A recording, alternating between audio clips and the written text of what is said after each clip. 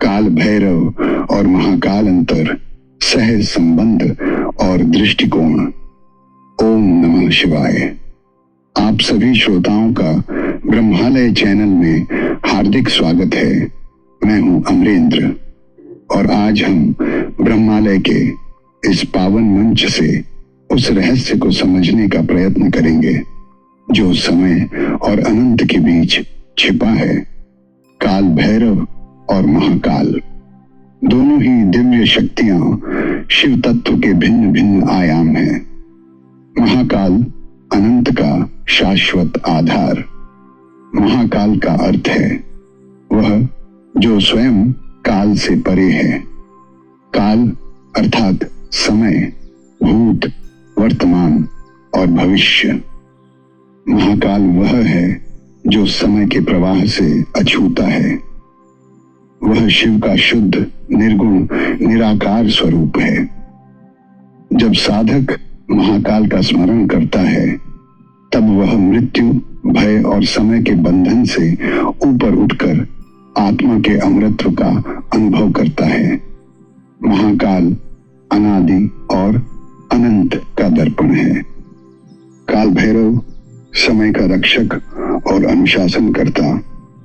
काल भैरव समय की शक्ति का जीवंत प्रतीक है। जहां महाकाल समय से परे हैं, वहीं काल भैरव समय की मर्यादा और गति को संचालित करते हैं। वह शिव का उग्र और दंडनायक रूप है जो अधर्म को नष्ट कर धर्म की रक्षा करते हैं। काल भैरव अनुशासन, मर्यादा और कर्मफल का सीधा अनुभव कराते हैं।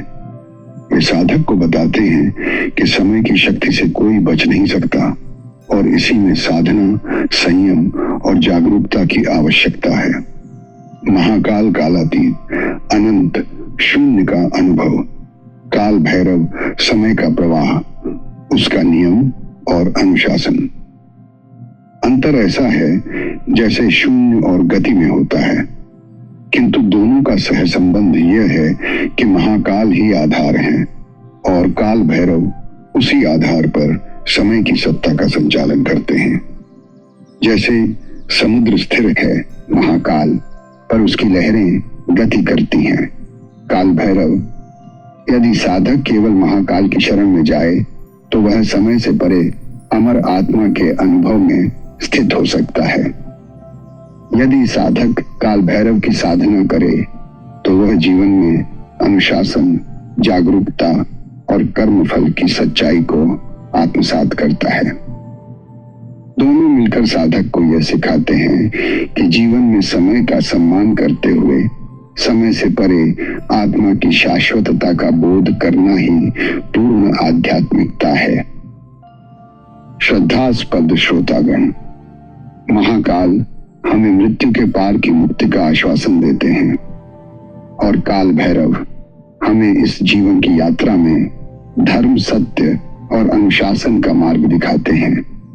दोनों की साधना मिलकर साधक को पूर्णता की ओर ले जाती है, जहां जीवन समय का उत्सव है और मृत्यु अनंत शांति का द्वार। हर हर महादेव। जय काल भैरव, जय महाकाल। तो आइए हम अपने प्रवचन का पहला अध्याय शुरू करें। ब्रह्मालय के पावन श्रोतागण, हृदय की गहराइयों से आप सभी का स्वागत है। आज हम उस रहस्यमयी पथ पर चलने वाले हैं जहां शब्द सीमित हैं और अनुभव असीम, जहां तर्क मौन हो जाता है और केवल अनुभूति बोलती है। आज का यह प्रवचन समर्पित है काल भैरव और महाकाल की दिव्य उपस्थिति को। ये दोनों ही रूप शिव तत्व के अमर आयाम हैं। हम जब इनका नाम लेते हैं तो केवल देवताओं के स्वरूप का नहीं, बल्कि एक ऐसी चेतना का स्मरण करते हैं जो हमारे जीवन, हमारे समय और हमारे आत्मबोध को दिशा देती है। प्रवचन का प्रारंभ मैं भगवान शंकर की वंदना से करता हूं। शिव जो आदियोगी हैं, शिव जो नटराज हैं, शिव जो मृत्यु और अमरत्व दोनों के अधिष्ठाता हैं। हे महाकाल, आप ही अनादि हैं, आप ही अनंत हैं, आप ही वह शून्य हैं जिसमें सृष्टि का आरंभ और अंत दोनों लीन हो जाते हैं। हे काल भैरव, आप ही वह दिव्य अनुशासन है, आप ही वह दंडनायक हैं जो समय की मर्यादा को स्थापित करते हैं, आप ही वह रक्षक हैं जो साधक को मार्गदर्शन करते हैं। आइए हम सब मिलकर इस क्षण को साधना का अवसर बनाएं।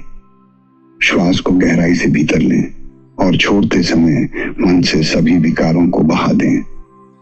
मन को शांत करें, हृदय को निर्मल करें और अब अपनी चेतना को शिव तत्व में विलीन करें। प्रिय श्रोतागण, आज यहाँ हम काल और कालातीतता के उस अद्भुत रहस्य को खोलने का प्रयास करेंगे। हम समय के अधीन जीते हैं। सुबह, दोपहर, संध्या, रात्रि, हमारी पूरी जीवन यात्रा समय की गति में बंधी हुई है। लेकिन क्या कभी आपने सोचा है समय का स्वामी कौन है? महाकाल वह है जो समय से परे हैं। काल भैरव वह है जो समय को चलाते हैं। यह प्रवचन केवल ज्ञान का आदान प्रदान नहीं बल्कि एक साधना है। जब हम इन दोनों शक्तियों के स्वरूप को समझते हैं तो हमारी दृष्टि बदलती है। हम मृत्यु से नहीं डरते क्योंकि मृत्यु केवल एक द्वार है। हम समय से भागते नहीं बल्कि समय का आदर करना सीखते हैं। साधकों, आपके जीवन में दो ध्रुव हैं। एक है अनंत जो आपकी आत्मा है, दूसरा है क्षण भंगुर समय जिसमें आपके शरीर और कर्म बंधे हुए हैं। यदि तुम केवल समय में उलझे रहते हो तो भय तुम्हें सताता है। यदि तुम केवल अनंत में डूब जाते हो तो जीवन की जिम्मेदारियों से भाग जाते हो। परंतु जब तुम महाकाल और काल भैरव दोनों को समझते हो तो तुम संतुलन सीखते हो। याद रखो, महाकाल तुम्हें मृत्यु के पार की मुक्ति का ज्ञान देंगे। काल भैरव तुम्हें जीवन के अनुशासन और कर्मफल का बोध कराएंगे। जब आप यह प्रवचन सुन रहे हैं तो इसे केवल शब्द न समझें। इन शब्दों के पीछे एक ऊर्जा है। जब हम महाकाल का नाम लेते हैं तो मृत्यु की सारी छाया मिट जाती है। जब हम काल भैरव का स्मरण करते हैं तो भीतर से एक साहस जागता है। महाकाल का स्मरण शांति का अनुभव कराता है, काल भैरव का स्मरण शक्ति का अनुभव कराता है। और जब दोनों का संयुक्त ध्यान होता है तो साधक भीतर और बाहर दोनों से पूर्ण हो जाता है। मैं आपको आमंत्रित करता हूं, आंखें बंद करें, गहरी श्वास लें, मन में उच्चारित करें, ओम महाकालाय नमः। कुछ क्षण रुकें, फिर धीरे से उच्चारित करें, ओम काल भैरवाय नमः। इन दोनों मंत्रों की तरंगों को अपने भीतर अनुभव करें। महाकाल की निस्तब्धता और काल भैरव की गतिशीलता दोनों को एक साथ महसूस करें। यही है इस प्रवचन की पहली भेंट। अब तक के इस प्रवचन में हमने केवल एक द्वार खोला है। यह प्रवचन मात्र एक आमंत्रण है। आगे हम और गहराई में उतरेंगे, समय के रहस्य को समझेंगे, महाकाल के असीम और कालातीत स्वरूप को जानेंगे और काल भैरव के प्रत्यक्ष लीला रूप का साक्षात्कार करेंगे। हर अध्याय के साथ आपकी साधना और गहरी होती जाएगी। स्मरण रहे, यह प्रवचन केवल सुनने की वस्तु नहीं है, यह साधना है, यह अनुभव है। आगे आने वाले अध्यायों में हम परत दर परत रहस्यों को खोलेंगे और अंततः उस सत्य तक पहुंचेंगे जहां श्रोता और वक्ता का भेद मिट जाता है और केवल शिव ही शेष रहते हैं। इसी के साथ मैं हमारे इस प्रवचन के प्रथम अध्याय का समापन करता हूं, जिसे मैंने अपने शब्दों और अनुभवों के माध्यम से अभिव्यक्त करने का प्रयास किया है। हर हर महादेव, जय महाकाल, जय काल भैरव। मैं अमरेंद्र अपने परम पूज्य गुरुदेव शिव धर्मानंद जी महाराज के चरणारविंद तथा सर्वशक्तिमान महायोगी महाकाल भोलेनाथ के चरणों में साष्टांग प्रणाम अर्पित करता हूँ। उन्हीं चरणों की सेवा करते हुए प्राप्त हुए अनुभवों की कृपा से अब मैं इस प्रवचन के द्वितीय अध्याय काल का रहस्य समय का सैद्धांतिक व्याख्यान की ओर अग्रसर होने का प्रयास करता हूँ। ओम नमः शिवाय। प्रिय श्रोतागण, अध्याय 1 में हमने मंगलाचरण में महाकाल और काल भैरव की उपस्थिति का आह्वान किया था। अब हम उस मूल तत्व को समझने का प्रयास करेंगे जो दोनों की जड़ में विद्यमान है, काल। साधकों, क्या आपने कभी ठहर कर सोचा है समय क्या है? हम कहते हैं यह बीता हुआ है, यह आने वाला है, यह वर्तमान है। पर क्या समय वास्तव में ऐसा कोई वस्त्र है जो हमारे ऊपर लिपटा हुआ है, या यह केवल हमारी चेतना की गति है? दर्शन कहता है काल एक माप है, काल एक अनुभूति है, काल एक गति है जो हमें क्षण क्षण परिवर्तन का बोध कराती है। वस्तुतः यदि आप गहराई से देखें तो समय का कोई रंग, कोई रूप, कोई आकार नहीं है। फिर भी हम सब इसके अधीन हैं। वेदों में काल को महान देवता कहा गया है। ऋग्वेद में उल्लेख है कालः सर्वभूतानां अधिपति, काल ही सबका अधिपति है। उपनिषदों में कहा गया कालो हि दुरतिक्रम्य, समय से बढ़कर कोई नहीं है। कल्पना कीजिए, अग्नि से आप बच सकते हैं, जल से बच सकते हैं, वायु से बच सकते हैं, परंतु काल से कोई बच नहीं सकता। यह वह शक्ति है जो देवताओं पर भी शासन करती है। भारतीय दर्शन में काल को 5 स्तरों पर समझा गया है। क्षण, मोमेंट, सबसे सूक्ष्म इकाई। मुहूर्त 48 मिनट, यज्ञीय और धार्मिक समय की इकाई। दिन रात्रि, डे नाइट, जीवन की गति का आधार। संवत्सर, वर्ष, ऋतुओं और चक्रों का चक्र। युग और कल्प, सृष्टि और प्रलय का विराट पैमाना। यानी काल सूक्ष्म से लेकर महाकल्प तक फैलता है। और अद्भुत यह है कि जहां साधारण मनुष्य क्षण में बंधा है, वहीं ऋषि युगों को देख सकते हैं। काल को यदि आप केवल रेखा समझेंगे, अतीत से भविष्य तक, तो आप अधूरे रहेंगे। काल केवल रेखा नहीं बल्कि वृत्त भी है। हर दिन सूरज उगता है और ढलता है। हर वर्ष ऋतुएं लौट कर आती हैं। जीवन और मृत्यु का चक्र निरंतर चलता रहता है। इसलिए काल रेखीय, लिनियर भी है और चक्रीय, साइक्लिकल भी। यहाँ एक गहरा रहस्य छिपा है। रेखीय काल हमारे शरीर और कर्मों के लिए है। चक्रीय काल हमारी आत्मा को पुनर्जन्मों के बंधन में रखता है। और जब आत्मा महाकाल का साक्षात्कार कर लेती है तो वह इस चक्र से मुक्त हो जाती है। क्या आपने देखा है कि सुख में समय बहुत जल्दी बीतता है, दुख में समय बहुत लंबा लगता है? यह दर्शाता है कि काल केवल बाहर की वास्तविकता नहीं बल्कि भीतर की अनुभूति भी है।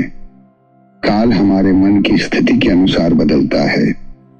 इसीलिए योगी कहते हैं यदि मन को साध लो तो समय को साध सकते हो। जब ध्यान में मन स्थिर होता है तब साधक को क्षण भी अनंत लगता है और अनंत भी क्षण में समा जाता है। काल का सबसे गहरा प्रभाव हमें मृत्यु में दिखाई देता है। मृत्यु वह क्षण है जब शरीर समय के अधीन पूरी तरह ढह जाता है, परंतु आत्मा समय से परे है। इसलिए महाकाल की उपासना हमें यह बोध कराती है कि मैं शरीर नहीं, मैं आत्मा हूँ। शरीर काल के अधीन है पर मैं उस काल से परे हूँ। और काल भैरव हमें यह सिखाते हैं कि जब तक यह शरीर और यह जीवन है तब तक समय का सम्मान करो। प्रत्येक क्षण को धर्म और साधना में लगाओ। आज का विज्ञान भी कहता है कि समय केवल एक आयाम डायमेंशन है। सापेक्षता सिद्धांत के अनुसार समय स्थिर नहीं बल्कि गति और गुरुत्वाकर्षण के अनुसार बदलता है। यह ठीक वैसा ही है जैसा हमारे ऋषियों ने कहा था। काल सापेक्ष है, मन स्थिति और स्तर के अनुसार बदलता है। विज्ञान समय को भौतिक स्तर पर समझाता है, पर अध्यात्म उससे परे जाकर यह कहता है, जहां समय रुक जाता है वहीं आत्मा का साक्षात्कार होता है। अब प्रश्न उठता है, साधक को काल से क्या सीखना चाहिए? प्रथम काल अनमोल है, इसे व्यर्थ मत गंवाओ। द्वितीय काल चंचल है, यह किसी की प्रतीक्षा नहीं करता। तीसरा सिख काल निष्पक्ष है, हर एक को उसका फल देता है। और चौथा काल दर्पण है, यह तुम्हारे कर्मों का परिणाम तुम्हें लौटा देता है। इसलिए यदि तुम साधक हो तो समय की कद्र करो। हर श्वास को साधना में बदलो, हर क्षण को चेतना की जागृति में बदलो। अब तक हमने समझा कि काल केवल घड़ी की सुई नहीं है, यह सृष्टि की गति है, यह मन की अनुभूति है, यह जन्म और मृत्यु का चक्र है। काल का रहस्य यही है कि यह सीमित भी है और असीम भी, यह बंधन भी है और मुक्ति का मार्ग भी। महाकाल हमें यह बताते हैं कि काल से परे शांति है। काल भैरव हमें यह बताते हैं कि काल का सम्मान करके ही उस शांति तक पहुंचा जा सकता है। अब कुछ क्षणों के लिए श्वास पर ध्यान केंद्रित करें। जब श्वास भीतर जाए मन ही मन कहें, यह क्षण मेरा है। और जब श्वास बाहर आए मन ही मन कहें, यह क्षण भी बीत गया। इस अभ्यास से आपको समय के प्रवाह का सीधा अनुभव होगा और धीरे धीरे आप समझेंगे कि आप समय के साक्षी हैं, समय के दास नहीं। इन शब्दों के साथ मैं अमरेंद्र अपने इस प्रवचन का समापन करता हूं। हम पुनः ब्रह्मालय पर मेरे प्रवचनों के तृतीय एवं चतुर्थ अध्याय में मिलेंगे। यह संपूर्ण प्रवचन माला कुल 10 अध्यायों की है, जिन्हें मैं 4 से 5 श्रव्य प्रवचनों में संकलित कर ब्रह्मालय चैनल पर प्रकाशित करने का प्रयास करूंगा। तब तक ब्रह्मालय के सभी श्रद्धेय श्रोताओं के लिए मैं उनकी आध्यात्मिक यात्रा में एक मंगलमय एवं फलदायी अनुभव की हार्दिक कामना करता हूं। सर्वशक्तिमान महायोगी महाकाल हम सबको धैर्य, साधना में स्थिरता एवं उनकी दिव्य उपस्थिति का अनुभव करने की सामर्थ्य प्रदान करें। हर हर महादेव। जय महाकाल, जय काल भैरव।